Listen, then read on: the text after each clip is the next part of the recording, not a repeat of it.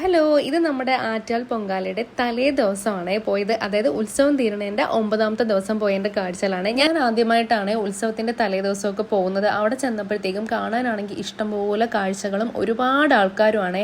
Road ഫുള്ളും വണ്ടികളും തിരക്കും പൊങ്കാലക്കലവും കണ്ടില്ലേ. ഇത് അമ്പലത്തിലോട്ട് മെയിൻ കയറി പോകുന്ന വഴിയിലാണ്. ആ റോഡ് അമ്പലം ചെന്ന് എത്തുന്നത് വരെയും ഇതേപോലത്തെ തിരക്കായിരുന്നേ.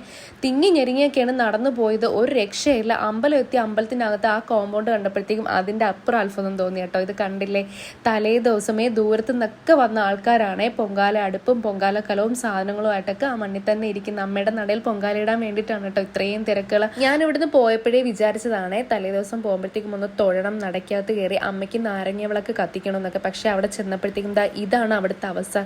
കണ്ടില്ലേ, എത്ര മണിക്കൂർ നിന്നാലാണ് അകത്ത് കയറി തൊഴാൻ പറ്റുന്നത് എനിക്ക് ഒരു ഐഡിയ ഇല്ലായിരുന്നു. ഞാൻ അവിടെ പോയപ്പോഴേ 11 മണിയൊക്കെ കഴിഞ്ഞിട്ടുണ്ടായിരുന്നു കേട്ടോ. പിന്നെ വെളിയിൽ ഒരു 1/4 മണിക്കൂർ ക്യൂ നിന്നിട്ട് നാരങ്ങ വിളക്ക് അമ്മയ്ക്ക് കത്തിക്കാൻ പറ്റുമായിരുന്നു. അമ്മയ്ക്ക് ഏറ്റവും പ്രിയപ്പെട്ട വിളക്കാണെന്ന് ഞാൻ കേട്ടിട്ടുണ്ട്. അപ്പം ഞാനും മോളും കൂടെ വിളക്ക് കത്തിച്ചിട്ട് അവിടുന്ന് ഒരു 1/4 മണിക്കൂർ അവിടെ നിന്നിട്ട് പെട്ടെന്ന് വീട്ടിലേക്ക് പോയി. ഇന്നത്തെ വീഡിയോ ഇത്രയേ ഉള്ളൂ. ബൈ.